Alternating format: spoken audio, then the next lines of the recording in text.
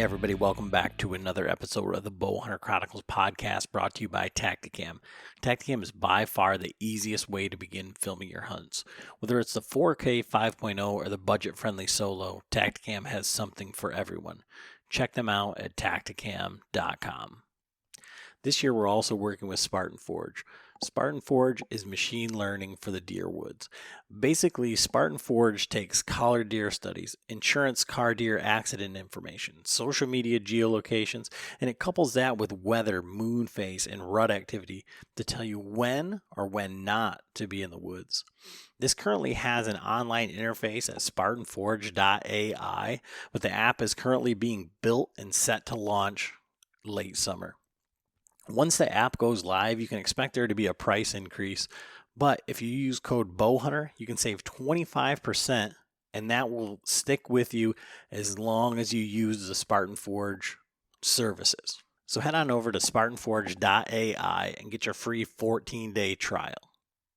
You guys ever wonder what goes into these web shows?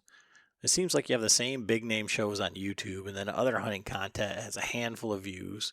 And if you're like me, you just scroll right by thinking, this can't be good. It's only got 20 or 30 views. Today we're talking with Chad and JT, who produced the web show on the Pride Outdoor Network, Redneck Rising. Now they have just over 1,000 subscribers on YouTube, and their views aren't that high, but they got nearly 300,000 views on the Pride Network last month. So we talk about the benefits of web show versus YouTube versus traditional TV, how they handle sponsors and things like that. I think you guys are really going to like this episode.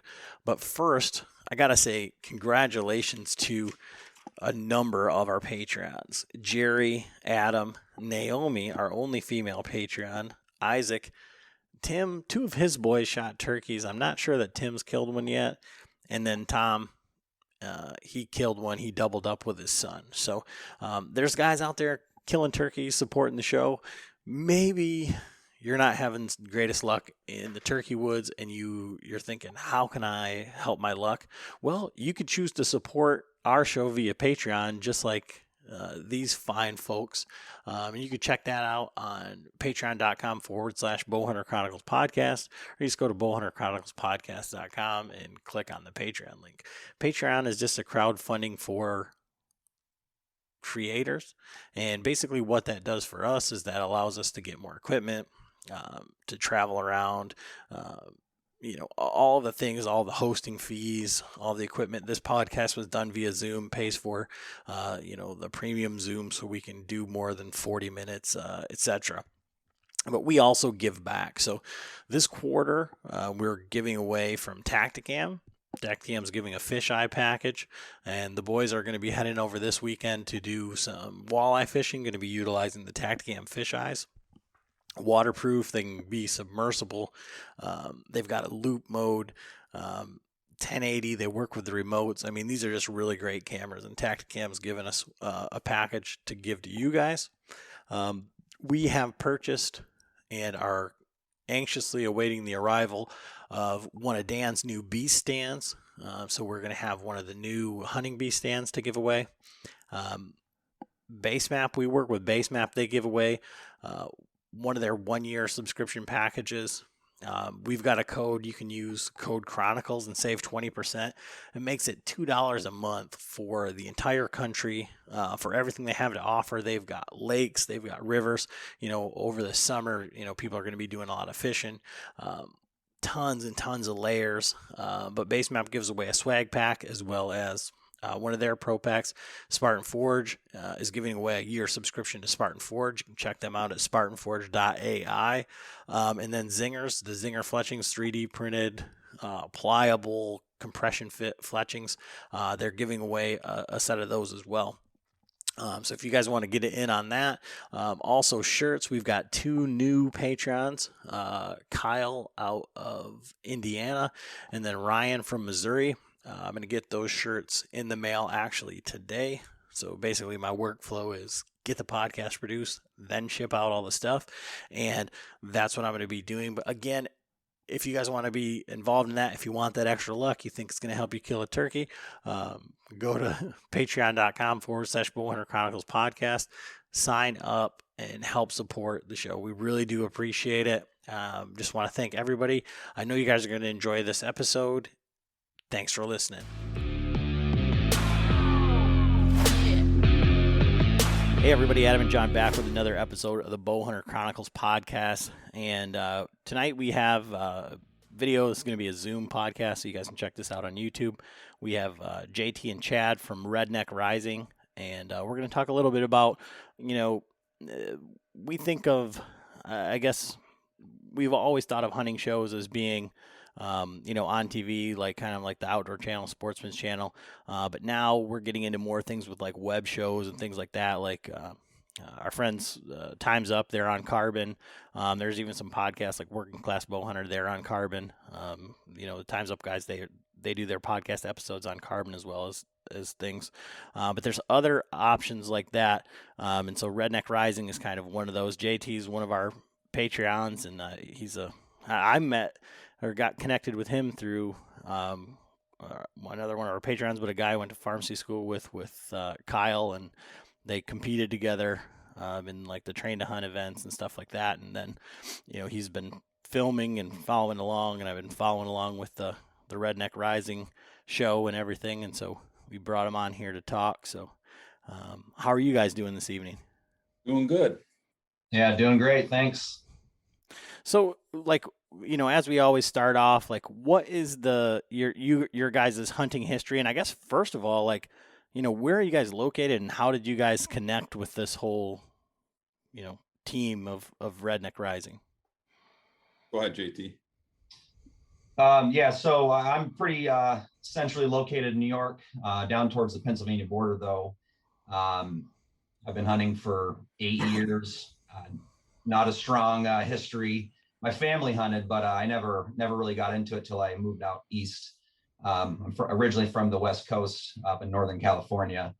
Yeah, I mean, I started self-filming maybe 4 or 5 years ago, just goofing off with some friends, and we kind of wanted to take it a little bit serious. And we did that for a little bit, and just like challenging myself and making things a little bit harder. And I have a mutual friend with Chad, and kind of asked him what to do to get to the next step. And he hooked me up with Chad, and we had a long conversation and kind of hit it off. And that led to Redneck Rising. So I know Chad's been doing Redneck Rising for, I think, 3 or 4 years, but dabbled a little bit with film and whatnot before that. But Chad's also from New York. Yeah, I'm from Western New York. I'd say now I'm about 45 minutes south of Rochester and probably about an hour east of Buffalo, but it's cash crop, area where we're at. So we're lucky. We got a lot of good quality food in the area, pretty good genetics. And it's not what most people think about when they think about New York. We've had actually in the area, a guy just broke the New York State record. I can't remember. It was 220-inch buck that was just killed out in Niagara County. But I started bow hunting at 14.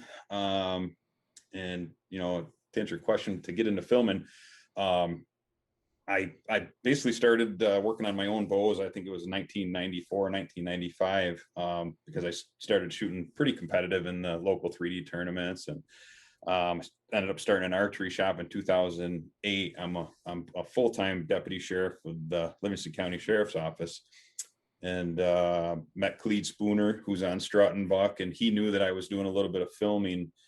Just with my son, we just bought a system, a pretty decent system, and we'd been doing some filming. And Clede came out to the archery shop that I had before I sold it, and we met, and we hit it off. And I started with Crossroads TV.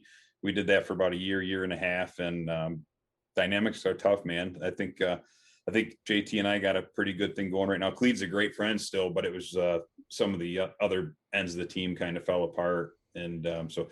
Clede's still a really good friend, and I consult with Clede a ton. He's only 20 minutes from my house, so he's helped me a little bit with the self-teaching with editing in the first season of Redneck Rising, which we just completed season 3, and JT's been with us since season 2. So he's been a great addition, and to be honest with you, it's just to the point now where it's too much for me to do anything else as far as editing anybody else's stuff. So JT's editing his family, including his brother and little Maddie, which everybody loves. And then I have myself and Jody, Derek, and Marissa.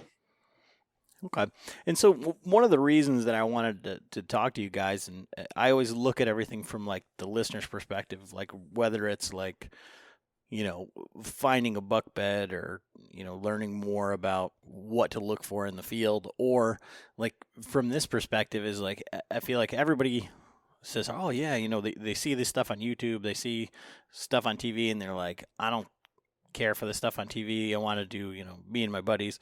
So they're like, I'm going to get a GoPro and we're going to start a YouTube channel and we're going to get sponsors and everything's going to be great. So what, from your perspective, Chad, because it sounds like you've kind of gone down like the TV road through like what you're doing now, like what are the main differences between like, say, YouTube, or what is a web show, and these networks, and where can you find them and things like that, versus TV and other things, versus the time constraints and everything that you're talking about there? Sure. So the reality is this: anybody can pay to be on the Pursuit channel and any of those channels. It's how much they want to pay versus what their sponsors are putting into them. So some of these big shows that have millions of views a month or during their analytic period, they're paying probably $100,000 for that to get the advertising. That's the cool thing. I picked on JT a lot because he was in love with the hunting public, but now I'm hooked. And the reality is you can pay. It's a matter of what you're going to get back out of your sponsor. So what's cool about the hunting public and kind of cool about us is sure, everybody wants free stuff or wants to work with somebody, but I'm not looking for a name or title. I'm not pro staff anything. JT's at the same mindset. We try to stay away from that cliche pro staff this, pro staff that. We're lucky because when I had the archery shop, I have a lot of outdoor connections, through the Archery Trade Association and through a lot of my reps that I used to work with for 10 years. So we're lucky in a sense that I became good friends with Craig McCulloch, who is our bow tech rep for Bow Tech Northeast. And then Eric Matland, who's an out tech rep, with Easton, has hooked us up with Easton. So we're really fortunate there. It's a product sponsorship. I mean, there's nothing, we're not getting paid. I don't even know, to be honest with you, what gets you paid on YouTube. I mean, we're barely over 1,000 subscribers, which is cool. It's a feat in itself. I'm kind of a loner or homebody where I kind of hate technology in reality. So it's funny that I'm doing this. And it's funny that Cleeds kind of pushed me into the social media thing. I'm still working on the Instagram thing and trying to, create those followers. But at the same time, JT will tell you, I like to disappear for a week or two and you don't hear from me. And that's what happens when the hunting season starts. I get just so obsessed. So back to your question, the TV, if you want to be on the Pursuit channel or something like that, then, fork up. I think that the minimum is like $4,500, and it depends on how many times you're going to air a week and to get your exposure. And obviously you can get your money back through your sponsors or get a title sponsor. When we did Crossroads TV, I actually title sponsored the show, so that Draper's Archery, I was at the time, I think I paid $4,000. I pretty much paid for the title sponsorship for Crossroads TV, and Cleve did a good job getting a lot of the other sponsors and product sponsors. But the reality is, for the cost of what it costs you to do YouTube, the hunting public's a prime example. I mean, they're just, I'd much rather tune into those guys right now than I would to sit down and watch a Pursuit channel or anything like that. And I think really that's, everything's trending that way. And I think everything's trending towards the shorts, the 8 to 12 minutes, because everybody's on the run. Everybody's watching from their phone when they're drinking their coffee in the morning. They get a quick episode of something and move on with their day. And that's just the speed we're moving at now. No one wants to sit down for 25 minutes to watch an episode anymore. So I think that, and when I was working with Rob Workmeister with Ruger, everything that Cleed was telling me was exactly what Rob told me. My first meeting with him, he's like, yep, Cleed obviously knows what he's talking about, because that's exactly what we're looking for. He cared more about my Instagram than he did about our subscribers on YouTube. And he's like, what's your Instagram following? I'm like, I don't know, like 200. And, so he's like, you need to get working on that, buddy. So I think that if your goal is to monetize your web show, then obviously you have to put together a plan to endorse sponsors to pay for that.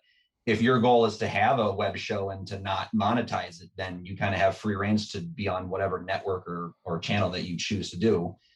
We're part of the Pride Network, and that's worked really well for us, and we've been getting really good analytics. Chad can talk to those a little bit.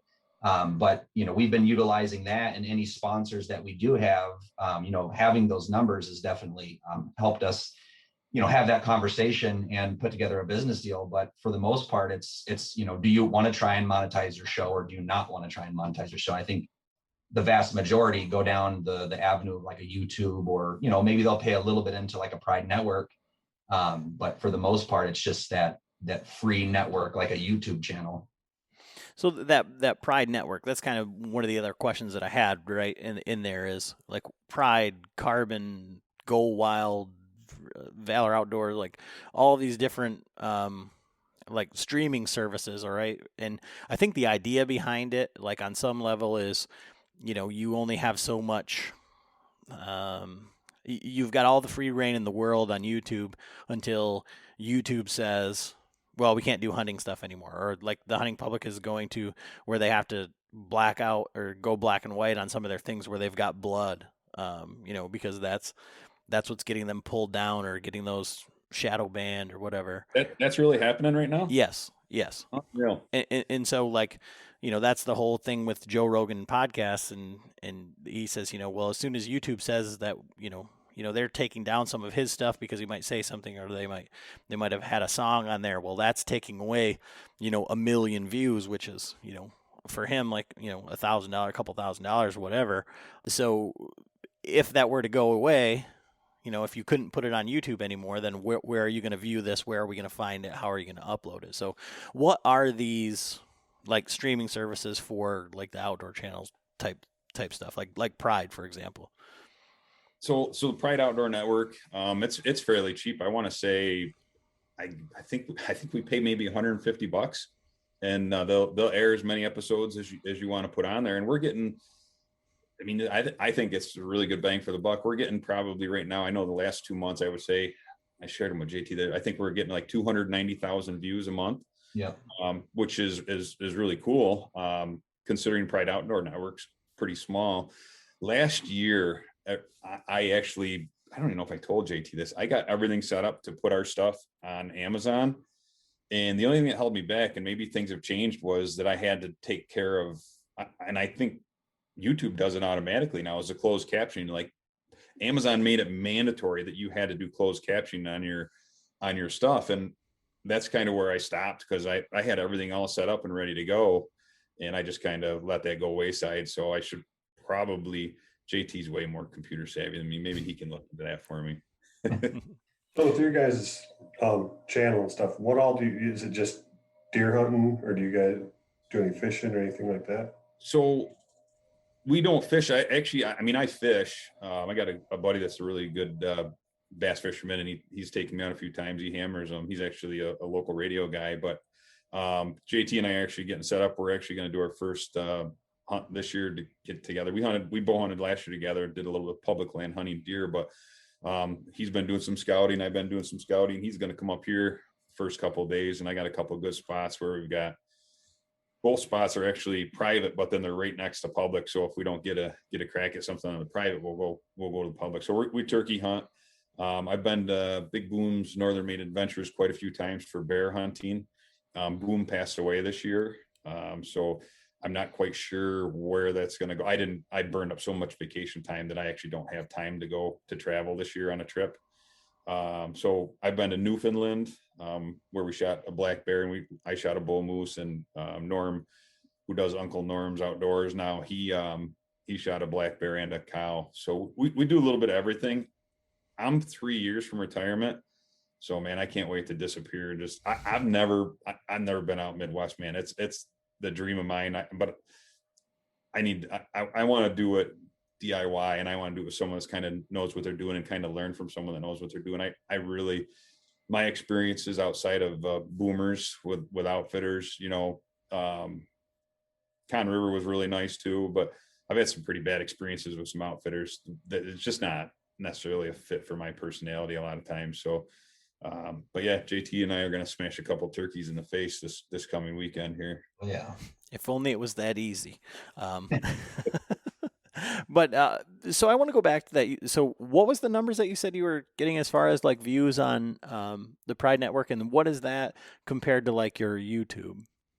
Oh God, it kicks our YouTube's ass. I mean, so I could pull it up on my other computer here. I'll pull it up real quick, Chad. I think we were pretty much at like 279 last month, and I think we were at 290 this month. Out 290,000 and 270,000. So I mean, it's 284.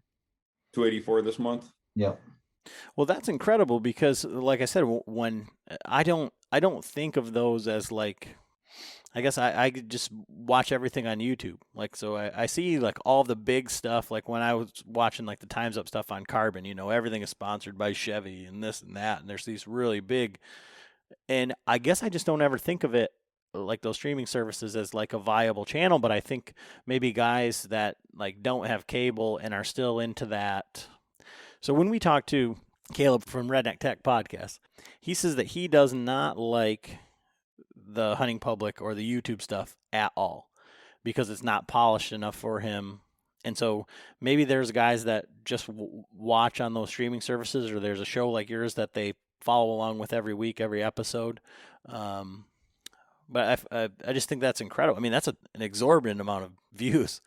If you watch a streaming service, like say the Outdoor Life channel, you're going to see the shows that are on that channel. You don't have the millions of options like you do on a YouTube. And YouTube is so, you have to hit the right algorithm to get your videos out to people. Yeah. Like just today, I was trying to look up putting down buckwheat for food plots.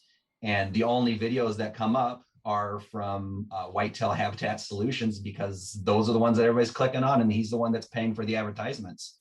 You have to go up and actually filter the top to get new content or ones that have less views, because that's all you're going to see on YouTube. So, those streaming networks are nice. If you are part of it or you follow those, you're going to see the content that's on those. So, the more followers that those streaming services have, the more views you're going to get using those outlets. That was kind of JT's and I plan at the beginning of the season. And we actually started working on our first couple episodes, and we were going to try and do kind of like, and we don't try to do anything that anybody else is doing. Like, we try to stay away from the cliche, but we kind of polled some of our followers and like, hey, would you think it was cool if we tried to keep up in season? And let me tell you something, JT and I, we're a little bit too OCD. Like I can't, those cuts like that you see, like that aren't polished, that would drive me nuts. Like it doesn't bother me to watch them, but to me, the finished product just doesn't work. But I think what drove JT and I nuts on trying to keep up with that in our first couple of weeks, because we had 2 episodes ready to go, but I'm like, do we want to do this? Because once we start it, we're kind of going to be up all night, and I take a month and a half off straight for work, and I'm like, I can't have those jump cuts and all those cuts like they do. That just drive me nuts. It's just not, we work too hard to get somewhat good at what we're doing. But a lot of people that are, like I said earlier, that are on the go, that want to watch, they don't even notice that stuff. I think when you edit, that stuff sticks out to you more. Like you do your podcast, you do some editing and whatnot, that stuff jumps out at you if you edit. But there's no way those guys could keep up with all the footage they're putting out if they didn't do it that way. So it's working, man. I mean, they're getting, I mean, what's cool about them is they're not sellouts, and they could cash in right now if they wanted to with their following. And I really like what they're doing.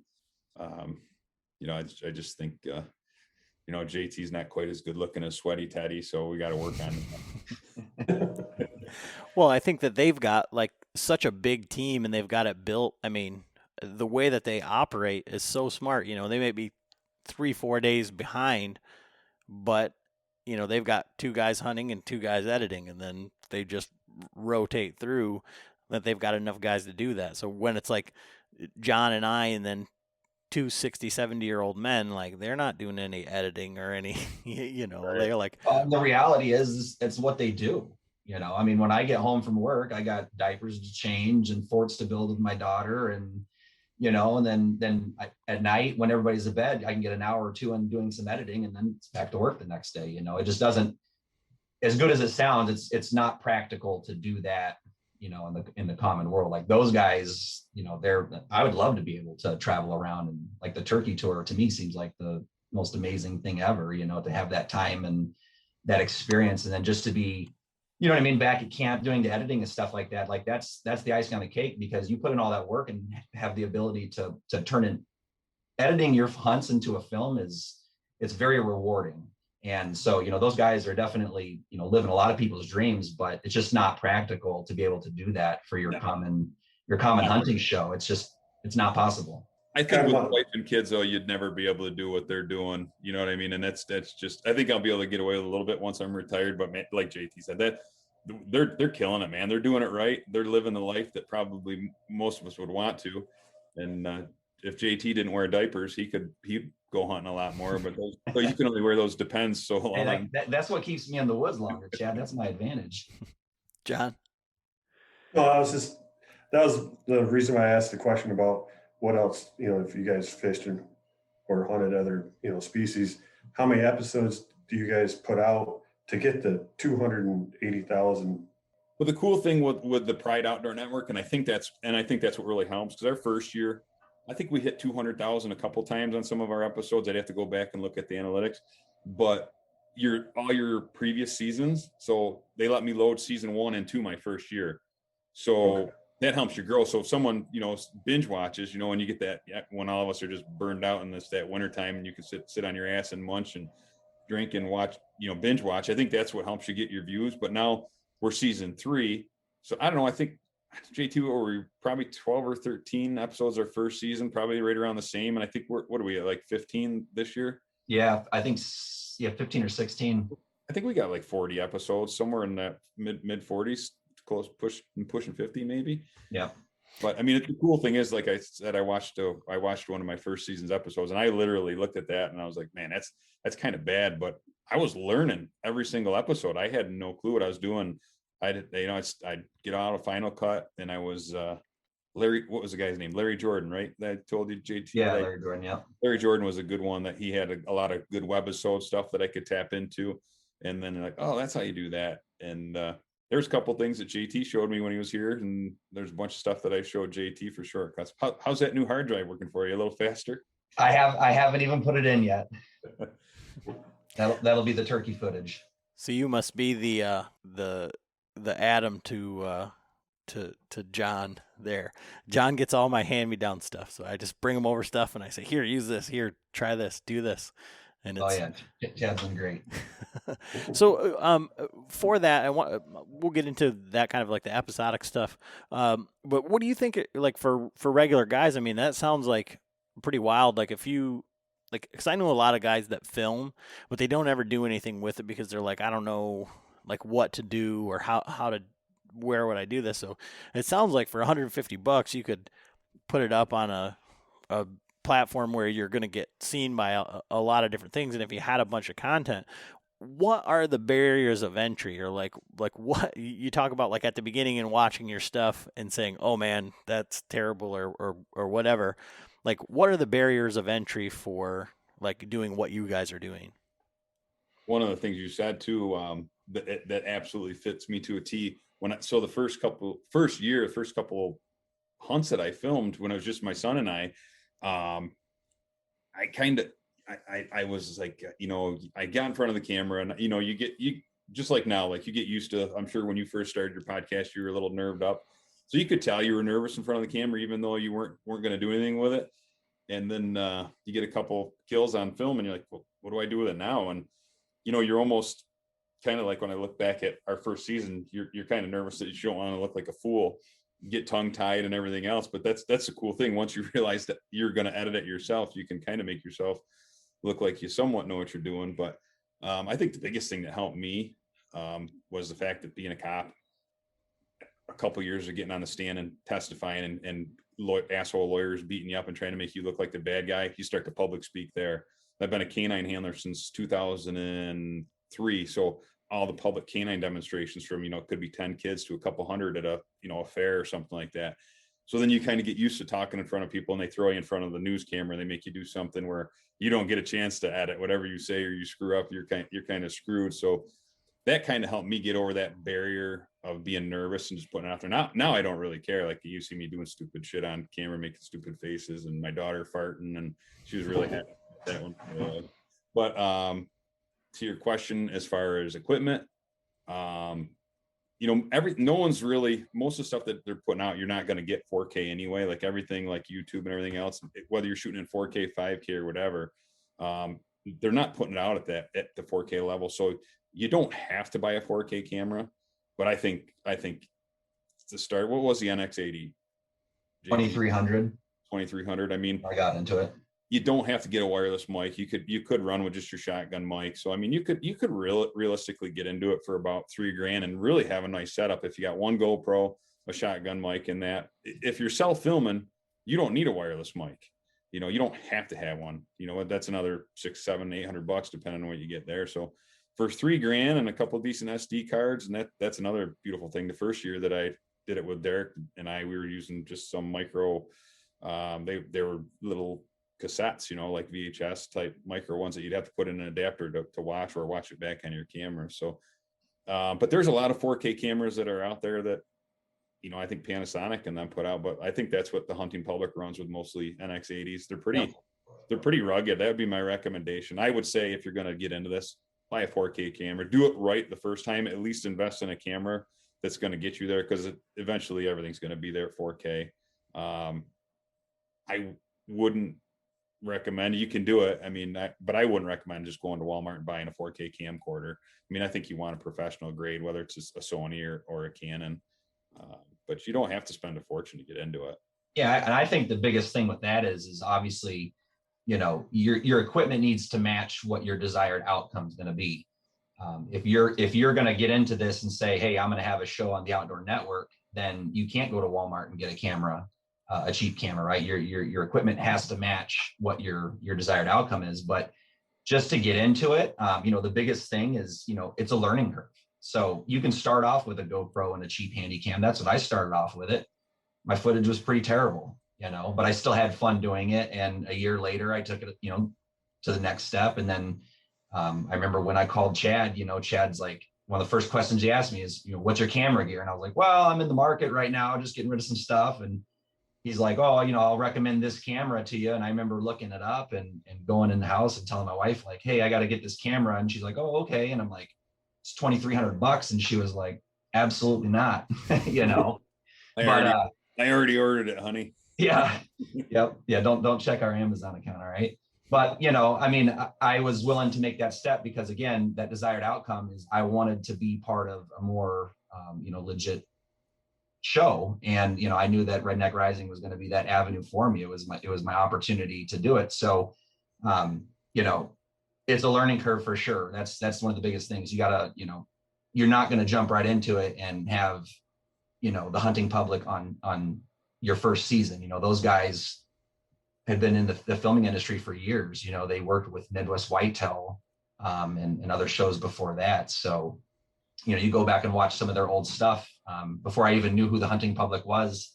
And, they're not doing things as good as they did now. And it's the evolution of what you're willing to put into it. But, the other thing I would say as a barrier is when you get into it, Chad talked about a little bit about, being a little bit nervous on the camera. That's normal. That's a good thing. You want to, in my opinion, you want to be as organic as you can. If you're trying to emulate Zach from the hunting public and you're not that type of a personality, your show's never going to be successful because it's not genuine, So I know that was Chad made a lot of fun of me with the first season. It was season 2 of Redneck Rising, because a lot of the things I would say, were, you could quote from the hunting public just because that was who I was idolizing at the time. That's who I watched. I consumed a lot of their content. So, there were some things, like who hasn't said, buck beds, that goes straight back to Dan Enfold. Like it's a buzzword, so. Who hasn't said the marsh 5 times in 22 seconds? Yeah. So there was an episode where I was kayaking through a marsh and I said it a bunch, and Chad was ripping on me about it. But, again, it was funny, but it's one of those things where I was like, yeah, you know what? That's not me talking. That's the hunting public. So, but that's normal. It's a normal evolution of learning how to self-film, learning how to talk. And a lot of times you're not as experienced as you want to portray yourself. So, again, having that organic, if you can let yourself be vulnerable on the camera, then it's going to be perceived so much better by your audience. Yeah, just be yourself, and you have a chance to edit it. Like, just be yourself. And that's, JT and I talk probably 100 times more in front of the camera than what you see. And we edit it down to what makes sense and what we think people are going to want to see and hear. But if you're yourself and you're not trying to, be cliche and be everybody else, I think it's, I'm a ball buster and I'm a practical joker. And I think we'll see more and more of that. And hope maybe I'll even fuck with JT a little bit this weekend and scare the shit out of him in the middle of the night. Hey, listen, you're going to be the one behind the gun. So I'm talking about in the middle of the night when I sick my police dog on you when you're sleeping. I'll put the bite suit on you when you're sleeping. What's happening? So this may seem like a podcast to most people, but this isn't actually. We brought you here, John, because it's an intervention. So everything that they just said, Right. Yeah, I know. I hate being on the camera. I tell myself that no one's going to watch this and I don't care. And that's what I tell myself. And I don't even think about it anymore. But the thing is that I don't believe that that's true one bit, because I've got all these phone clips of John, like when he was like shooting these chipmunks with the blowgun, and he's like literally in a blind, like set up in his backyard, and he's like making jokes and like, I mean, it's absolute gold, but it's like your daughter farting. Like if I were to put that stuff out there, he'd be like, delete his Instagram. Like, I quit. I'm done. Like, well, she begged me, please, Dad, no one will ever want to date me. And I'm like, oh, what's going on there? And then when Mom watched it before I cut it loose, I think JT watched it too. And she's like, I don't give a shit. Put it on there. That's funny. Oh yeah. And then during season 2, when Chad was doing all of my editing, I remember a couple of times he called me, he's like, hey, are you okay with me putting this on there? And it's like me missing a deer. Absolutely. That's the enjoyment of it. It's the same thing with you guys. People they can click on someone else's channel, but your guys' subscribers are growing like crazy. You guys, your views are, I don't listen to you guys just because, I only have so many hours in the day, but I can guarantee you when I'm driving home, I'm listening to one of you guys ramble about something. And that's just because people enjoy your content, and that's you, from you being you. If some of those other podcasts, it's just a little bit forced, and I mean, they're a good listen if it's a specific topic, but you're not going to have a repeat person every single episode because they're not going to want to follow you around. Yeah. Like, and like I say, like for John, well, I want to get back to like the cameras, just on a note, is like, it sounds like what you're saying is like kind of like dress for the job that you want, right? It's like you want this quality, so you need to bring that to the table, whether you know how to use it or not. Like, you need to figure it out. But like the turkey that I just missed on like 5 angles of cameras, like no kidding. The video that John took is amazing. And we have like a prosumer camera, and he's got like the nicer of all the cameras that, well, I just got a new one, but the nicest one that we've got right now. And the video is just phenomenal. And it's like everything was like perfect except for the shot. So what I want to know is like, I think one of the things that kind of hampers us a little bit, and maybe many guys that don't have a team or whatever. Before we got on here, I was saying, John, I think JT killed like, I don't know, 150 deer or something this year. Like, is there any sort of like pressure to kill things on film? Are you, because you have 12 episodes or whatever, like, are you trying to hit a certain number of episodes? Are you trying to, do you have episodes where you don't kill anything and you're telling a story? Like, how does it all work, like from that angle? I'll answer that real quick, and then Chad, you can chime in. So yes and no. Chad and I never had a conversation about so many episodes. Again, it's just, we had the camera lens following us throughout our seasons, and as long as we're providing good quality content, then that's how many episodes we had.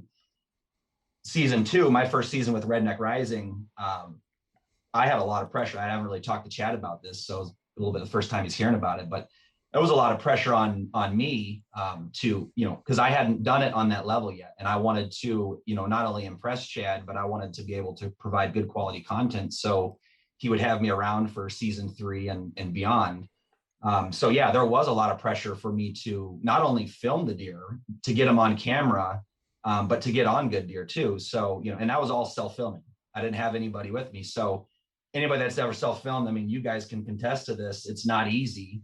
In season 2, I think I shot seven deer and a bear, all self-filmed, and it was tough, and it's just, a lot of it's luck, but you just have to put your mind to it. The camera's not going to turn itself on. The interviews aren't going to happen by themselves. You're not going to be in the right spot unless you put yourself there. Luck comes into it, but you have to be willing to put in that work to get the desired outcome. As far as and then even in that season, there was, I felt some pressure too, because in the early part of the year, there weren't a lot of deer getting shot. And so, yeah, I had a little pressure to pump some content out there, but understand too, that's my dynamic with the team. I told Chad when I came to this thing that I enjoyed shooting animals. We eat them, and I love hunting. And that's why I buy out-of-state tags as well, because I don't want to just have 1 or 2 tags in New York. I want to go down to Pennsylvania to extend my season. So, I like filling that content for him. I like giving him 8 episodes. I'll tell you one thing, this year I'm editing. I probably won't shoot as many deer next year, Chad. I'm sorry, but it's a lot of work. Yeah.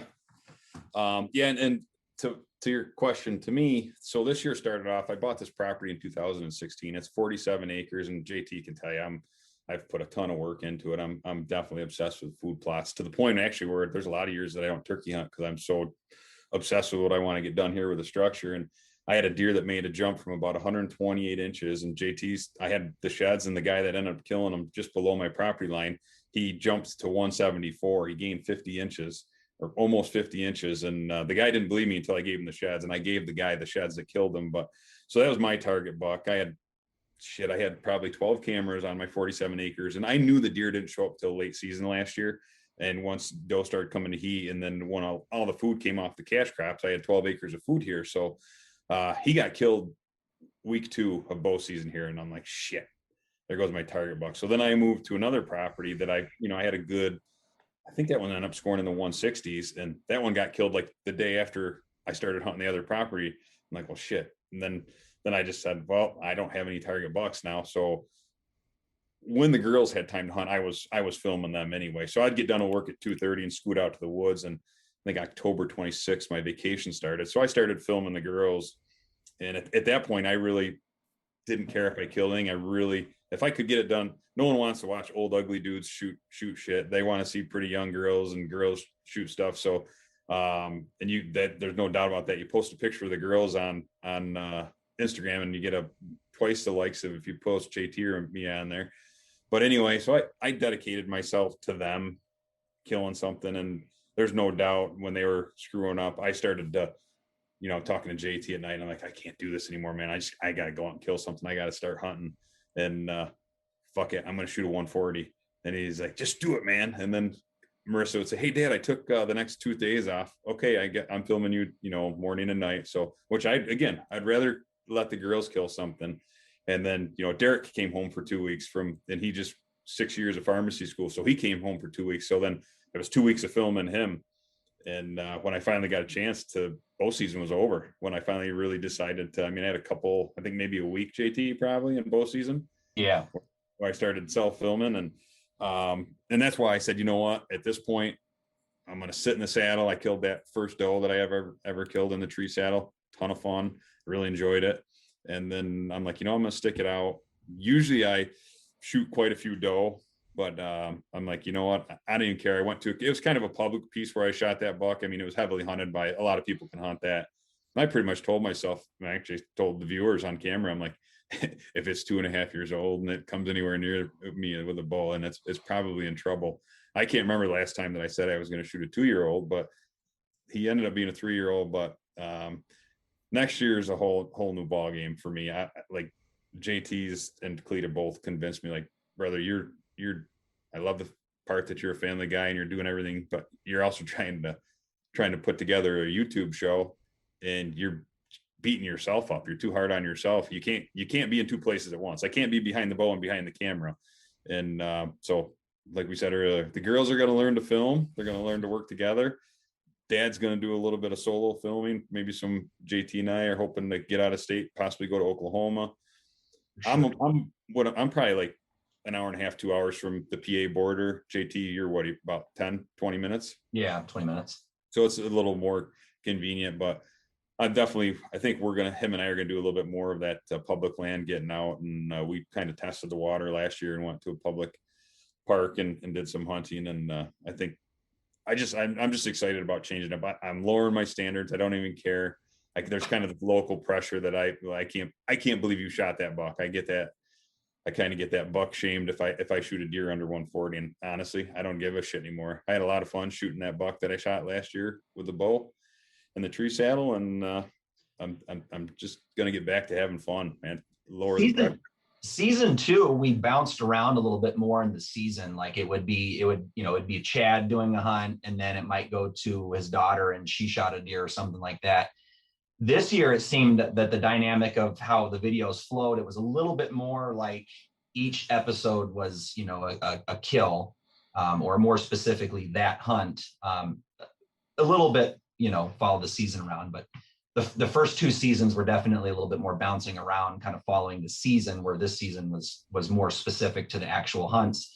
And I think that's chronological.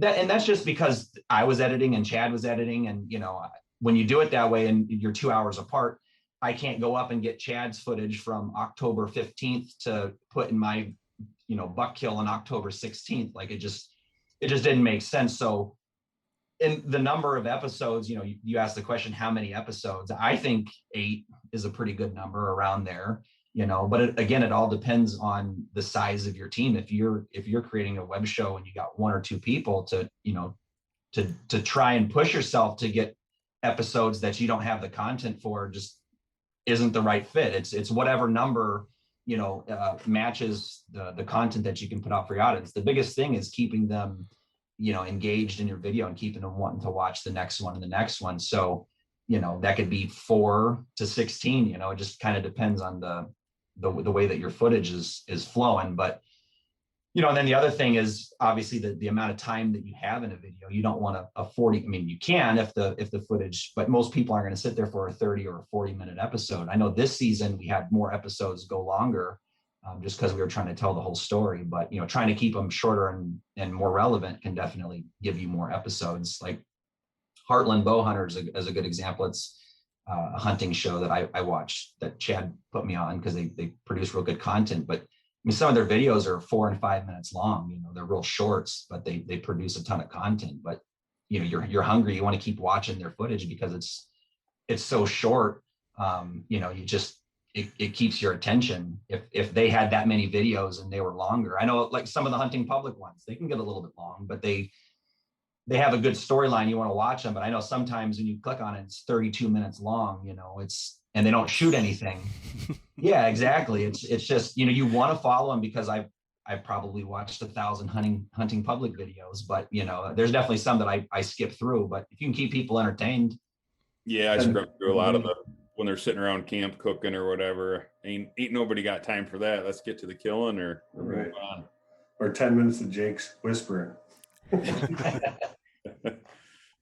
So with your you guys have full-time jobs, and now you're doing this, and like John and I can attest to the fact that this takes a lot of time. So like what we do is a lot of time, and we're not doing necessarily all of the video, all of the uploading, all of that everything.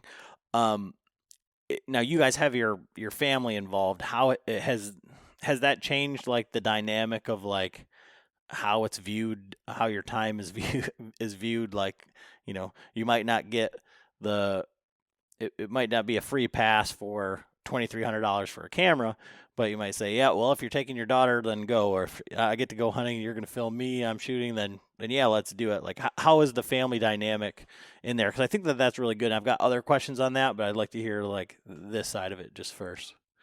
Well, with me, I mean, I probably choke my wife a lot more now than I used to. But she this year, I actually had to push her to get out there. And actually we got into it a couple of times. She's like, well, I'm only doing this for you. And I'm like, well, then don't do it anymore. I go, because Marissa's doing this for Marissa. Marissa wants to get out there. So don't take well, no, I like to hunt.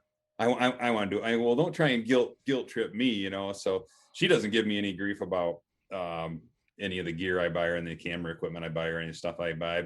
I'm always wheeling and dealing, finding a way to make a little extra money. So she has no issues with that. But Marissa, she bought her house when she was 20 years old. She's only a mile and a half from here, but you know, I raised my kids right. They're not left-wing liberal pussies. So they're hardworking and made a name for themselves. And Derek's a pharmacist. But so they're both out of the house, but Marissa pretty much, when mom makes dinner, she shows up for dinner and then takes off. But Jody definitely needed a lot more pushing this year. But once she got out there and started experiencing it, then she's very competitive with Marissa, which is a cool dynamic, because if Marissa gets on a deer, but then Marissa's tired and she doesn't want to wake up the next day, well, then Jody will go, well, I'm going hunting with Dad. Then she goes, you better not shoot my fucking buck, Mom. She's like, well, if I go to that woods and that buck walks in front of me, I'm shooting it. Well, then I'm hunting then. So then those two will, you know, the competitiveness, and Jody's like, whatever, fine, you can go hunting then, but don't act like you're not going to hunt if you're not going to hunt. So there's some internal bickering with that, which is probably good because it motivates Jody a little bit more to get out there. In her defense, she has had a lot of issues with tendonitis in her elbow. So she's had a hard time shooting the last 2 years. But this past year, she really couldn't use that for an excuse. So she got out there, and I'm sure you've seen the miss of the doe about 6 feet to the left. Oh yeah. And I'm like, what in the fuck are you shooting at? And she's like, something's wrong with my bow. So we come home and arrow after arrow through it. Bullseye, bullseye, bullseye.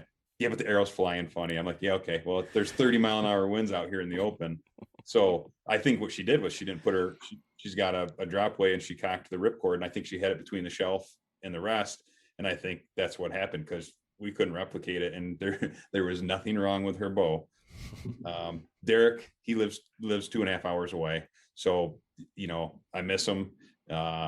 He takes 2 weeks off, but when he did it this year, I'm like, yeah, finally some dad time. Marissa's vacation is up. Jody's got to work, and I'm going hunting.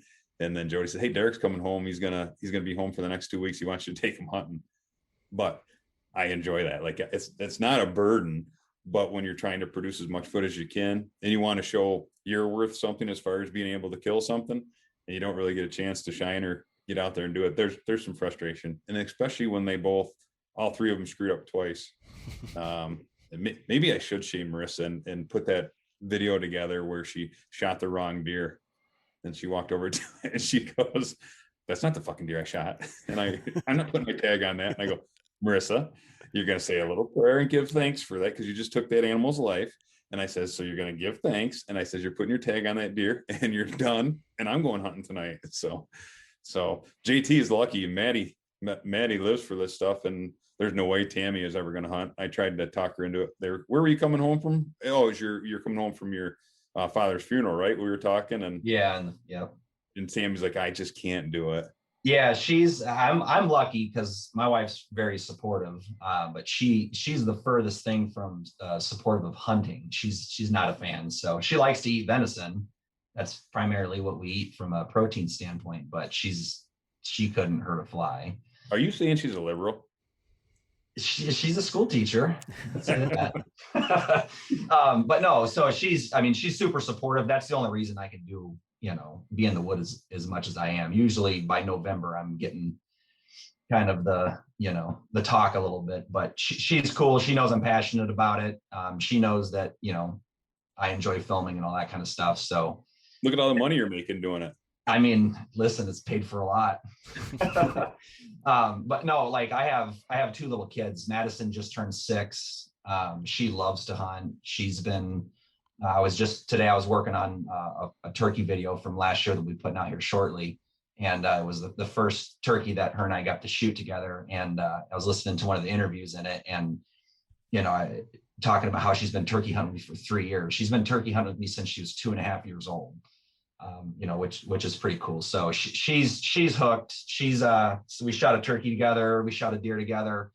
And this last season, when you talk about, trying to produce content, I got a 6-year-old that I like to take hunting with me and loves to go hunting with me. And what's the biggest cock block from a deer coming in standpoint, having little kids in your blind, or little kids, eating snacks and being loud and stuff like that. But My son's too, when I'm editing videos, he sits on my lap and watches the videos and just absolutely seems like he's going to have the bug too. So, from our end, it's the family dynamic I feel like I'm just a younger version of Chad, minus my wife ever hunting. So I've begged her a couple times to come out, but she just has no want to do it. But yeah, Jody didn't start hunting, I'm going to say probably 7 years ago. What we do? Crossroads TV, I think was 2013.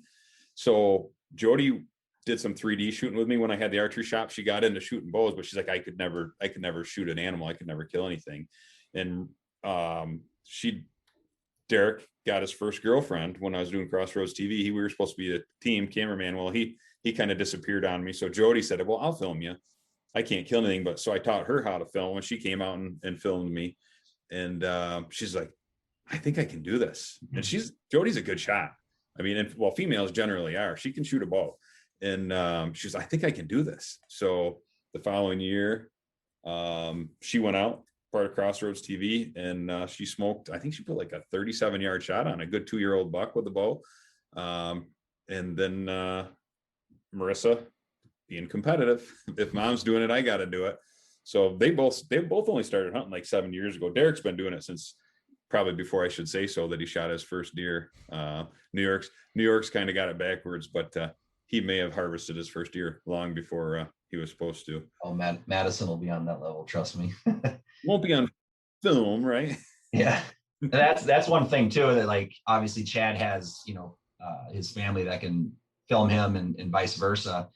My daughter, kids are good with technology. She's getting pretty good at filming. You won't see it in the turkey video because she was 5. But this year she actually did. And so a lot of videos that won't ever make it to YouTube or whatever, but she did quite a bit of filming and she's getting pretty good at it. Well, and that's one of the things that I wanted to ask you about specifically, JT, because of like the age of your daughter. Like my daughter's 5 and she wants nothing more than to have a YouTube channel. She wants to do all this. Like I'm looking across the table here and her podcast setup is over there.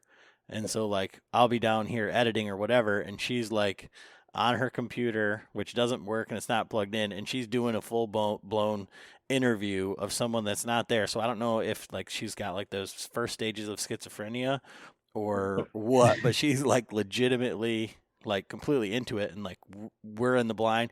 But I just feel like from that like creeper standpoint, like, you got this little girl, out there and like putting her out there to the world. And like, that's my like one main hang up. Cause my daughter, like I'll be putting her to bed and I'll be like, all right, so you ready to hunt yet? And she's like, yeah. I'm like, what do you want to hunt? And she's like, well, I got to kill an elk and of course turkeys. And she's like, well, we've never eaten bear, Dad. So I think I need to shoot a bear. I'm like, all right, that's cool. And she's going to be the exact same way. But like what you were saying about like the not, the cock blocking of deer, like when I had my daughter out hunting with me, it was like, I had to remember that I could be in the basement cramped into a princess house doing the same thing, or we could be out here scaring deer away or whatever, because there's just that that side of it. So how are you balancing that? I mean, this is like maybe more for me or maybe for other guys that have like kids that they want to get into filming or whatever, because from the technology standpoint, I mean, she's right there. She wants to film everything. Yeah, I mean, so from the first thing, I didn't grow up hunting, so I can't, relate to, the first time my dad took me hunting or grandpa or whatever, because I didn't have that experience. I know in a lot of my friends that I showed me how to hunt, like 8 years ago, some of them said that, their fathers would take them out in the woods and, tell them not to move and not to talk. I make it fun for my kid. I mean, she's grown up in an era where, hunting's easily consumable. So, I had it on the TV and, 20 years ago, I don't think that kids would be as exposed to it as much as they are now, nor have the technology side of it to kind of draw them to it. On the same side of that, I don't want that to be something that ruins it for her. I don't want her to, like, she's never known really hunting without a camera and those kind of things.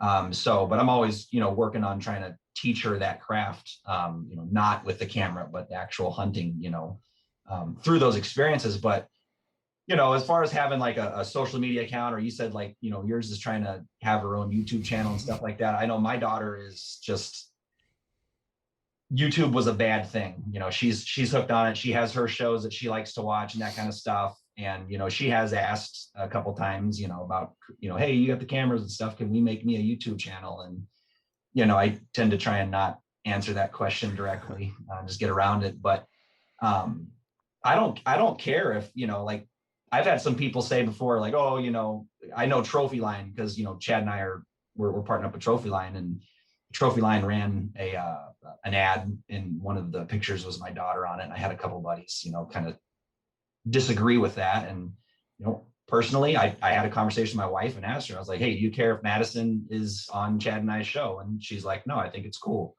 and that lines up with my beliefs. So, I don't care. I'm not putting an episode together using her to try and promote it. I love the fact that I get to share those moments with my kid, and editing, like I was saying earlier, today I was editing one of our turkey videos, and I'd forgotten about a lot of the things during that hunt that I got to relive. And that's exactly why I like, filming my hunts and having this, to reflect on and look back at. So, the biggest thing I can say is, whatever it takes to, encourage your kid to go out and have fun. The first 2 years that we turkey hunted, we did not go out in the woods without Dunkin' Donuts. Like that was like, she loves donuts with strawberry frosting and sprinkles on it. So, that was 100%. It had to happen. That was associated with turkey hunting, and she liked that. It was the year my son was born. There was a farm like 10 minutes down the road, and we would go turkey hunting. And geez, I can't tell you how many times we'd get out there at 4 o'clock, 5 o'clock in the morning. I'm packing her through a muddy field, heavy muck boots, get everything set up, the decoys, and this birds are still on frickin' roost, and she's like, I want to go home. Pack it up, go home. I mean, it's just, you gotta understand that you're not out there for you. You're out there, to teach them to learn how to hunt and have that fun and have that experience. Not that there's anything wrong with, making them stay till a certain time or anything like that. But I'll tell you what, catering to her, she's got the bug. I mean, there's been a bunch of times where I've been ready to pack it up, and she's like, no, let's stick it out a little bit longer, or, nothing better than when you come home from work and she's like, hey, Dad, take me hunting, So, I mean, we went hunting, was it 2 years ago? And it wasn't even hunting season. Like, she came home one day and she was like, Daddy, can we go hunting? And so we went out and pretended to hunt. She didn't know it wasn't hunt season, but, I mean, she just getting them involved is the biggest thing. They want to spend time with you, whether it's in your basement in the dollhouse or out in the woods, as long as you can, kind of cater it towards the enjoyment of it for both of you. Yeah, you told me you gave her a cup of Benadryl that morning. She wanted to leave early. You said, here, drink this. And you threw her in a sleeping bag and she went to sleep. Listen, that kid, I'll tell you what, I'll tell her that she's going hunting in the morning, and she's waking me up. It's funny you say that about like the Dunkin' Donuts thing, because my wife, she never hunted. Like, it just wasn't an option from what she says. And so we've been hunting for turkeys, and she's killed a turkey with her dad, but I think for probably like the last 5-6 years, she's gone turkey hunting a couple times with her dad, but it isn't Dunkin' Donuts, but it's breakfast pizza. So it's like, it's coffee and breakfast pizza with Dad just to drive around. And if, you're listening to the show and, you haven't heard any of the Uncle Frank stories, I mean, that's every single day for us. Like, so it's all that stories and that jovial guy, and kind of what you're talking about, like bringing it back to your daughter. And I'm sure, Chad, for you and your wife and your son and daughter and everything, is like, one of the things that's cool about what we do here is it is such a, like, we're all related. So it's a kind of like a legacy piece, like we're not going to be around forever. So now we've got these experiences and these things to share. And the video is just one more like step, ahead, like from that, so now we can listen to each other talk, and John, he said it before, we try to get this stuff from, Frank on, recorded, because it's like, when your parents are gone, or, when your family's gone, what you wouldn't give for that conversation or to hear that story one more time, or, all of that. And I mean, I think that too is another big part of that. And so we were trying to figure out like stories, like I've the Patreons, they get, you're not on the Marco Polo group, but I'll have Frank on there all the time telling stories and other things. And so we were thinking about stories, and one of them, as I was watching through some of your stuff, some of the videos that I hadn't seen, Chad, one of the stories that came up about Frank, we're like, yeah, we should tell that on the podcast, like running out in your yard in your underwear to shoot a deer. And then lo and behold, I'm going through Redneck Rising, and, you've got a similar story to that. Oh yeah. Yeah. I went back to work. It was season 2. Then again, another frustrating season. 2 of the bucks that I was after both got wounded. One disappeared, so I'm sure he died, and one started showing up on a regular basis in my food plots after light. So it was like it was either my first day back or my second day back, and I had canine training, and I was literally on the phone with Caleb Cutting, one of the guys who was going through his basic school with a new canine we got, and I'm getting undressed. I'm just going to go down to a shoot house. Wind's not a factor. I don't need to shower up. It's just it's going to be an easy place to slide into. And I'm in my underwear and just my top. And I go, holy shit, that buck's out there. And it was like 2 PM. And he goes, he's 100 yards from the house walking across the back. And he goes, well, go shoot him. I go, I'm trying, but I got to get a phone. So I run downstairs. I get all my gear and run upstairs. And I'm getting dressed. And, the whole backside of the house, I can see down in the food plots, about 10, 12 acres. And he's gone, but I'm trying to get dressed. I got the tripod set up, got the camera on it, got the gun ready to rock and roll. And I go out there and he's gone. And actually I was going to shoot him right off the back porch. I got a big wraparound porch in the back. I was going to shoot him, but he's gone. So then I go back and I call Caleb. Now I'm slowly getting dressed. I'm like, fuck, he's out there again. So I hang up the phone and I go out there, and all I had on was my thin Sitka gear top and my underwear. It was 24 degrees and there's about 6 inches of snow on the back deck. And he walked out, and I don't know, he's 110 yards maybe, and put a good shot on him with the Creedmoor, and he didn't go, 25, 30 yards right under the pine tree there. And I'm like, can't believe that just happened. And I thought she would have been pissed, the whole me in my underwear, but when the public seen those pasty white legs, I think she didn't have a worry in the world. No girls were too interested in that, but pretty good snow camo when you think about it, though. And my legs blended right in.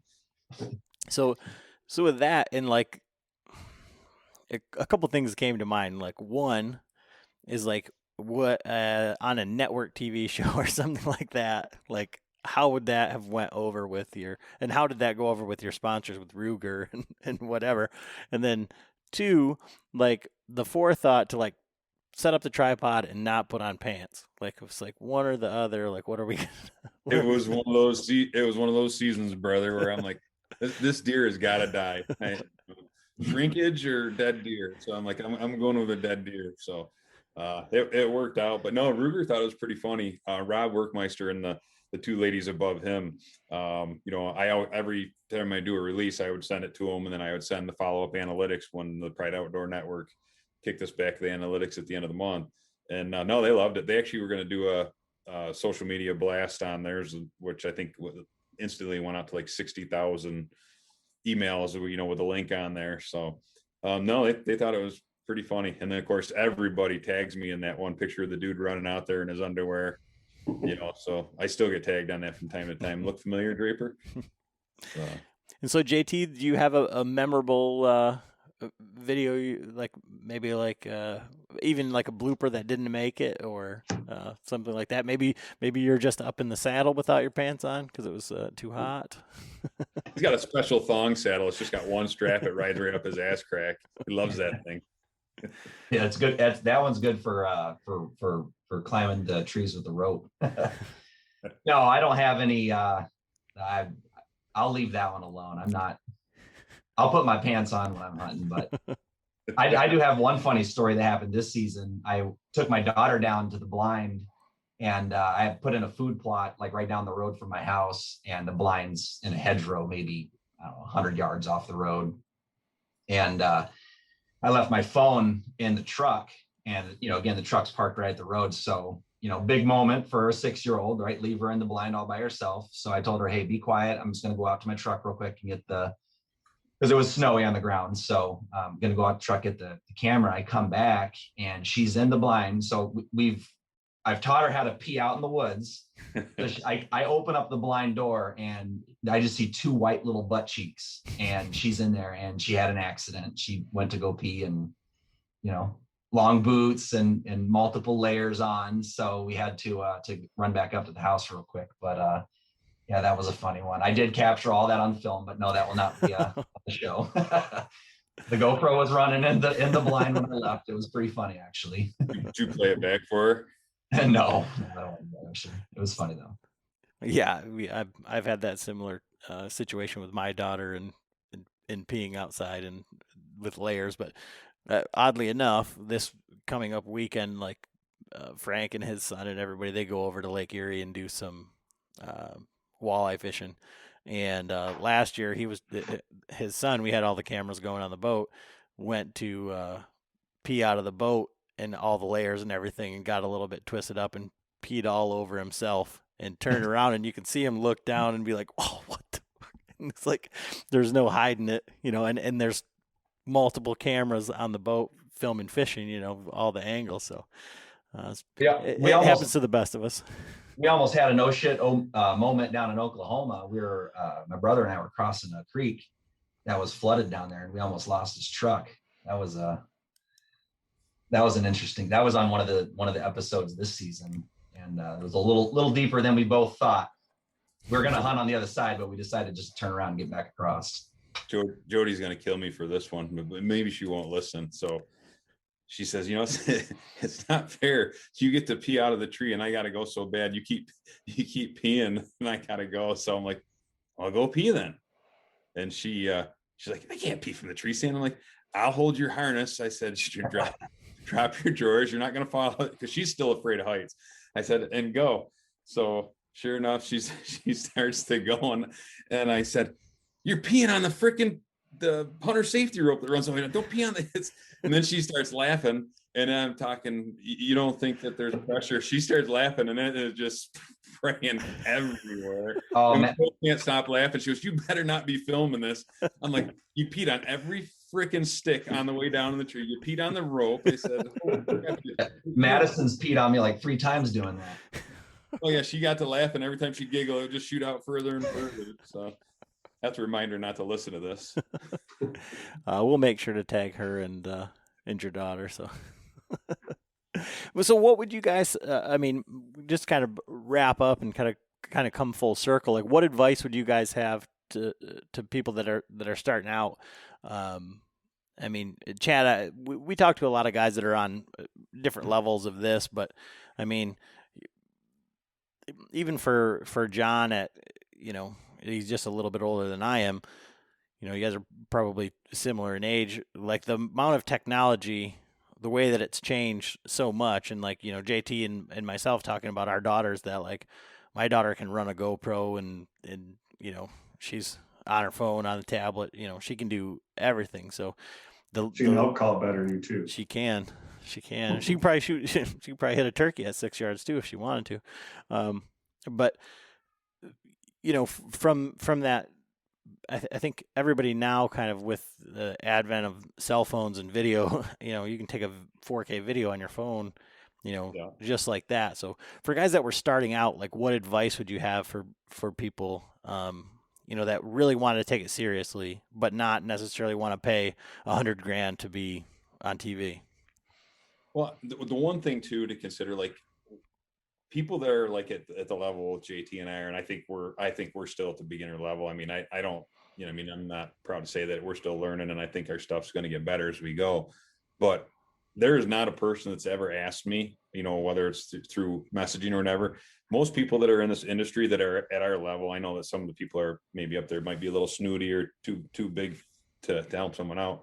But I'm sure JT's got tons of questions, but I have people ask me all the time as far as what gear to buy, and I always tell them, do what's in your within your budget. But JT, when he first started editing, he would just call me real quick, hey, how did you do this with this? And I would say, oh, duh, yeah, and he learned the shortcut. So the people that are doing it at our level are glad to help out people that are starting to do it, because we were just there 2 years ago. You know what I mean? And we're still learning. I mean, we're nowhere near as good as the people that are out there, but we're having fun doing it, and we continue to learn. And I think our stuff continues to get a little more creative. But don't be afraid to take the jump. I remember it was a local concert. I was doing security, and Daryl Worley, David Kirsch, and Red Atkins were playing, right? And I had the Canine, so I was backstage, and they were shooting Realtree Road Trip season 2. And I don't even know if they put it on there, but they guilted David Kirsch into putting on the bite suit, and my dog at the time, Tyson, crushed him, and they filmed it. I don't know whether it went on there or not, but it was cool because we got to talk, and that I always wanted to do this, but I was kind of chicken shit. Like, I didn't want to take that step, and they were so cool. I sat down, I couldn't have a beer, but Worley was drinking a beer and petting my Canine, and they gave me cell phone numbers to, I think her name was Peggy Van Houten, something like that. But she was like one of the top reps for Realtree as far as their social media and all their videographer stuff. She was so cool and so kind. She sent me all kinds of information on a list of gear that I should start with, from, tree arms and things of that nature, what a good starting camera was. And I mean, they're the elite, the premier. And she was kind enough, and those guys were cool enough to kind of give me her information. And so certainly guys like JT and I that are kind of nobody, and I don't know, JT's kind of special. I like to consider myself nobody, but we're glad to help people out. Like, if you got questions, I mean, because we're still learning. But buy the gear you can buy. I mean, you definitely want a second angle camera. It's just going to make life easier on you in the tree. JT does a really good job of running it all the time. I got to get better at running my second angle when I'm setting up. There's a lot of creative stuff that JT does that I get in such a crunch to got to go. We got to, Jody's got to kill something so I can hunt. And Lucy's got to kill something so I hunt. But I start taking shortcuts, and then that kind of comes back and haunts me when I'm editing, where I got to try and find something to get that creativity that JT gets. And I appreciated editing JT stuff last year, because I'm like, man, when there was something, I could go through his B-roll and everything else and find something and really put something nice together, because he made it easy on me. So I would say, if you're worried about, kind of like you talked about earlier, if you're worried about, well, I filmed this and I did something decent, what do I do with it now? JT and I have talked about doing some little thing where maybe we help some people out and do like a little special episode of someone that maybe they send us their material, and we put together a cool little guest episode. We talked about it more last year, but put together a little guest episode of, hey, here's someone that's, just getting started, and throw them on Redneck Rising and kind of give them a little shot at it. But don't be afraid to learn to edit yourself. Like, if you're worried about where does it go from here, then you don't have to spend a fortune. You guys might even be able to tell me. I mean, I bought Final Cut Pro. What do we buy that for, JT? Is it $399? Yeah, I think it was around $399. Mm-hmm. But you can buy even cheaper stuff that'll get you there and do it, and then edit your own stuff, because then you'll learn what you didn't get that you needed. And once you edit your own stuff, you realize what you're missing. And when you edit someone else's stuff, and that's where a lot of frustration comes in. Like, man, I've scrubbed through this stuff 10 times. I can't do anything with this, because the story starts here and then it ends. And we want to try and tell the story through the lens without talking. Like, we don't want that talking head on camera. Like, I get pretty bored with a guy driving down the road talking for 10 minutes, telling me about this stuff, when I can put an 8-minute episode together of without talking, or, just do a voice overlay with, like JT and I do a lot in the stand when we're kind of setting up the hunt. So another point would be just you can't get too much footage yourself walking in. JT does a great job of setting up the GoPro when he's, unpacking the truck and getting dressed and spraying down, and all those little things make your life so much easier if you really want to put together an episode. But that'd be my advice. I mean, try to film as much as you can. Don't film a deer walking across the field or a turkey walking across the field for 3 minutes, because everybody's seen that before.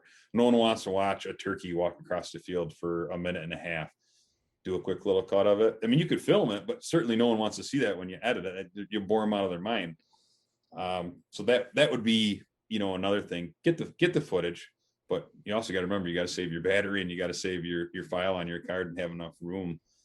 JT, what did I miss on that as far as what you would say? Yeah, so I'll definitely echo a couple things that Chad said there. One being editing. So do not just film your whole first season or a couple episodes and not have had any experience editing.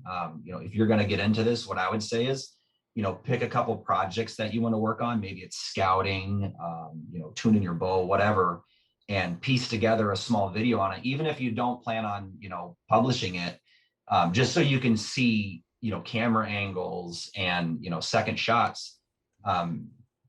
And how to piece that together to get that desired result. But definitely, having edited videos and filmed videos, you learn real quick, what shots are going to bail you out of certain situations. So definitely go into it and learn that editing piece, even if you're not a pro at it.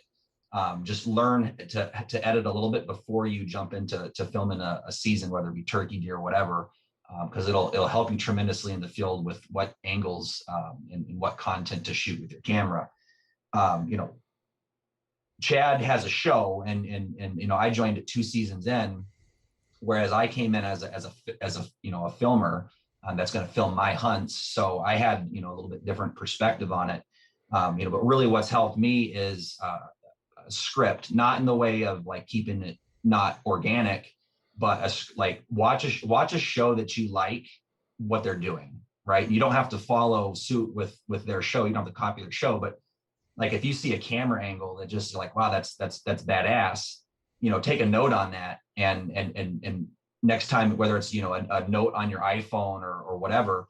But I have a checklist when I go hunting of things that I'd like to do. If I'm going hunting and it's snowing really heavily, hitting up a slow motion clip of the snow, or the sound of your footprints walking through the snow, that crunching or whatever can overlay a spot in the film. So definitely having some form of a script will keep you entertained when you're sitting out there all day.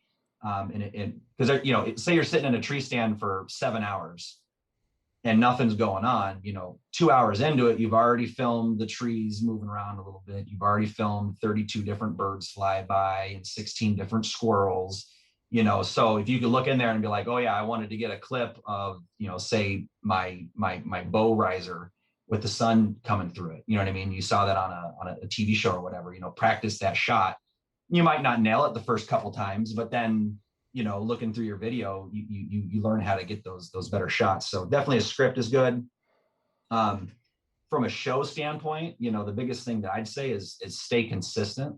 So if you're gonna, put something together, then you're going to see success through longevity on it. If you're going to do season 1, do season 2. If you're going to do 4 episodes, strive to do that the next year. If you're going to get into doing reviews and you like that, then your audience is going to be expecting reviews from you. So stay consistent with that. Don't just jump around. It'll help keep you engaged behind the lens.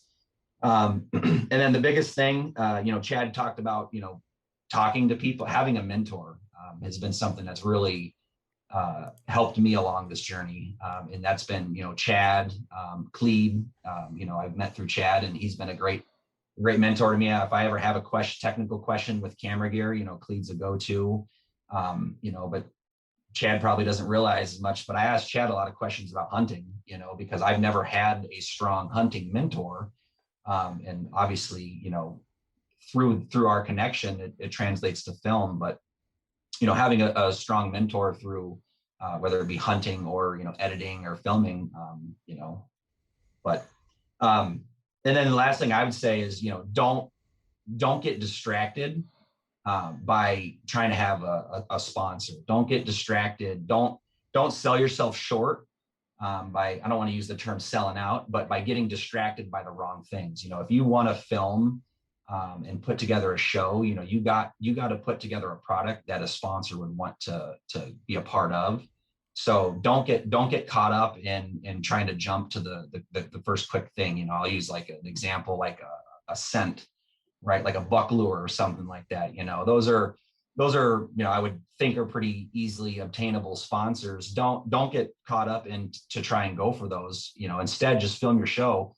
Because the reality of the situation is, if you're going to go down and buy a bottle of Tinks that's $10 off the shelf at Walmart, that's important for you to to not get distracted with that, because it'll deter from your show, I think, so just staying on point, that's the biggest thing, and having a mentor. Cool. So one question I always ask is, what bows are you guys shooting and what your setups are? So this year we're still with Bowtech. Marissa's sticking with her bow. She's got an Iwasaki Generation 1, the all carbon bow. And to be honest with you, she has her own house now. Dad's done buying all of her shit. So if she's ready for another bow, she's going to have to take care of that. Jody's got the Gen 2 Iwasaki she got this year, which is basically the same thing as the Solution SD, the short draw. It's just, with the Iwasaki colors and whatnot on it. Real sweet bow. And then I have the Solution coming. It's 70-pound bow, right-handed, black gold rush sight with the trying something different this year. I'm going to do the ripcord. So Bowtech owns black gold and ripcord and tight spot quiver. So that's why we use all their gear. I'm going to shoot the arrow cage this year. I like limb driven dropaways. I like the ripcord lock. I had good success with it. But the reason I'm going to the arrow cage is because we talked about it earlier. Jody can't not put that in that rest and not have it. It's going to pick it up no matter where it sits inside that cage. It's going to center it, and it's going to be in there. So that's really the biggest reason I'm going to it. It's a little bit more simplistic design. I'm not a big I don't like worm gears and micro adjustable sights and micro adjustable rests. I like to tune it and lock it, because you get that worm gear, you got a little bit of play in it, you're always going to get a little bit of chatter, whether it's in your sight, whether it's in your arrow rest. So I try to stay with fixed non-micro adjustable things. They're convenient. I mean, they're super convenient for super tuning your stuff, but you can crank them down a little bit, but you always seem to get something that loosens up in a worm gear. So me personally, I stay away from that. I'm shooting this year. I'm just going to be shooting. Last year I shot, Easton sent me a couple dozen of the T85s, or what are they? The T64s, the aluminum carbon. They're tapered, 6 millimeter to 4 millimeter at the shaft. The problem with those things were, I don't know how many of them I blew up. They're that freaking accurate. JT, I think you were here and I busted a couple knocks, but I think the fat shaft on the front made it a lot easier, even though you got a small arrow on the back.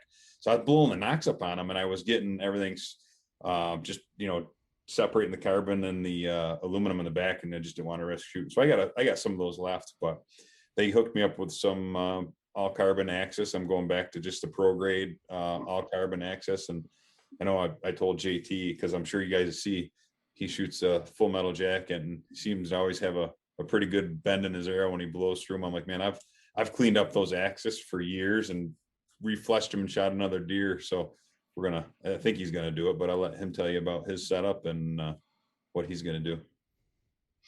Yeah, so last year I shot the Revolt and absolutely love it. And funny thing about that is, I actually just gave that bow to my brother down in Oklahoma. He's been a big Matthews guy, and he started shooting. He texted me and he said that he's Bowtech for sure. So he can't believe how smooth it is and accurate. So is he shooting it in a comfort setting, JT, or the performance?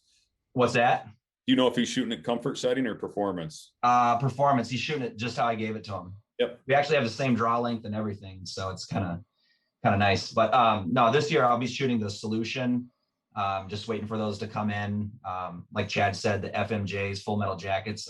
I've shot those for I think the last 3 years and absolutely love those. 70 pounds. I'm a big fan of. I've had a couple bad situations with mechanicals, so I do like the fixed blades. I've shot the kudu points for the last couple of years, and just this last year, they added the little bleeders to it, and because that would be my one thing that I didn't like about, downside to some fixed blades is the blood trails, but that bleeders definitely help a little bit with that. I think they call it the contour, but 125 grains up front. I like a little bit heavier of an arrow. I can't remember exactly what my arrows. Do you remember what they were weighing, Chad? What arrow you were shooting? No, the weight. Oh yeah, you were. I know you were over 500 grains. I know that. I was shooting, I want to say I think I was 475 grains. I was shooting the titanium outsert on mine as well. Actually, on the tapered, you don't have to because they're already tapered and there's a lot of weight forward on those. But the new ones I'm shooting this year, I'm shooting with a titanium outsert to get me. I think they're an additional 70, 80 grains on the front. 75. 75. And then I'm shooting the Havilon HVs. I'm sorry, I missed that on the broadhead. So I'm shooting a fixed blade Wasp Havilon HVs, and I really like those. But yeah, so JT, you were shooting, you were well over 500. I almost want to say you were pushing the 575 mark because you're shooting a 330, weren't you? Yeah. Yeah, and you're shooting 29-inch draw. 28 and a half. Yeah, so you were definitely well over 500 grains with that 125 grain. Because I'm only a 400 spine, so you're quite a bit heavier on the arrows as far as grains per inch. So you running the regular hit insert on those full metal jackets? You're not running the brass. No. So you're probably right around the 540 mark. Yeah. Right around 540, 560. I used to shoot those full metal jackets all the time, but I went back to the axis too, just because I shoot so much. Yeah, that's what Chad was telling me.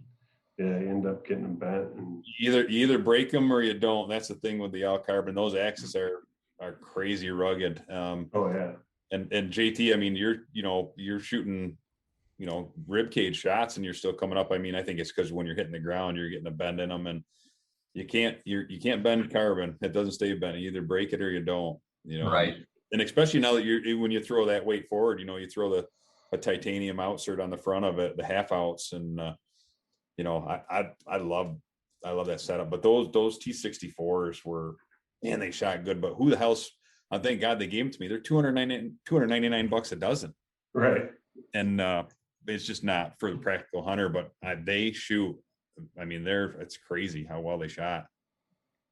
Yeah, but those Kudus, they'll punch through some bone. I know last year I had a couple shots that hit spine, and the one bear I hit shot through its spine and out its lungs on the one side because I was pretty high up in the tree in the saddle, and I mean that they just punch right through those backbones or through the shoulder. I had a couple deer before I started shooting fixed blades. You hit them in the shoulder, and it just a little bit of blood for a little while, and then you find an arrow that didn't get any penetration. So cool. I mean, it's funny listening to Chad because a lot of this whole podcast has been, he says things that I hear from John all the time, and like your bow setup and like everything that you said, except for the micro adjust stuff, was like John could have like scripted that for you.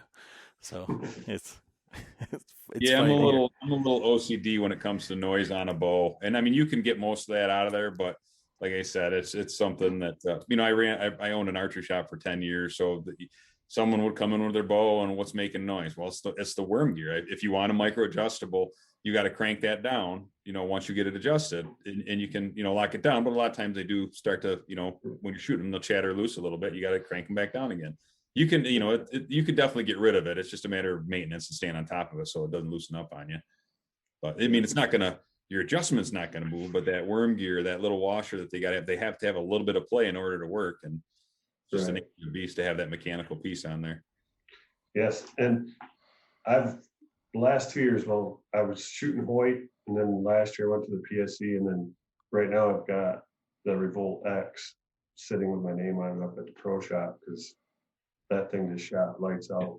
They're sweet bows. I shoot mine in the performance setting too, and I might have to throw Jody's in the comfort setting. She's kind of being a wuss about her elbow again, so trying to get as much speed out of it as I can for her. But we'll have to, if I can keep her shooting, that's the key thing, keep her from whining. So we might have to throw her back in the comfort setting. You shooting yours in this performance or comfort? I just have it set for the comfort right now. But you should gain about on average it's between 10 and 12 feet per second, depending on your draw length. Yeah, well, I have 31-inch draw length, so you're a short fella. Yeah. Big arms. Yeah, it's 6'3", so yeah. And 31 is, I mean, I can shoot a 30 and a half, but 31 is, I can even stretch it out even past that. So yeah. Yeah, you got a lot of bonus kinetic energy there, that's for sure. Yeah, like my Hoyt, that was 80 pounds, 31-inch draw length, and that thing was just well, I shot it up at 12 archery challenge, and half the time I could barely get it out of the targets. Right. That was one of the only nice things about a full metal jacket is they're not carbon, so they don't burn to the foam, the metal. Right. Foam. That is one bonus to it. Yeah. So what can we expect from Redneck Rising, like going forward right now, and then where can everybody follow along with everything you're doing? And like, seriously, we need to get up your Instagram. So we'll have everybody make sure you tell everybody what the Instagram is. Yeah. So as far as following us goes, we're Redneck Rising TV on Facebook, and then I think I got to make sure I'm looking right now. Well, because I changed it. I got rid of the TV part, right, JT, on Instagram. Yeah, it's just an underscore at the end. Yep, just a Redneck Rising with the underscore is Instagram, and then yeah, JT Bouchard. Jody, you can search Jody with an I, Jody Draper, and then Marissa Draper. She's Redneck Rissa on there, and then Derek is DWD something, so he's Derek Draper, and then Richard Gallion. I know you spelled your brother's name wrong, JT, didn't you? In the one thing. Yeah, it was Gayan. Yeah. You got Richard, and then Maddie doesn't have one yet, right? No, not for a while. So yeah, that's where we're at. And then of course, if you can check us out on the Pride Outdoor Network. And certainly, I mean, it's a good outlet if you're getting into hunting and you got a small budget and you want to get some analytics. That's one of the key things is getting your analytics. We can get analytics through our YouTube channel, and it shows your times viewed and when people are cutting in and cutting out. And but the cool thing with the Pride Outdoor Network is they give you they'll send you the analytics every month.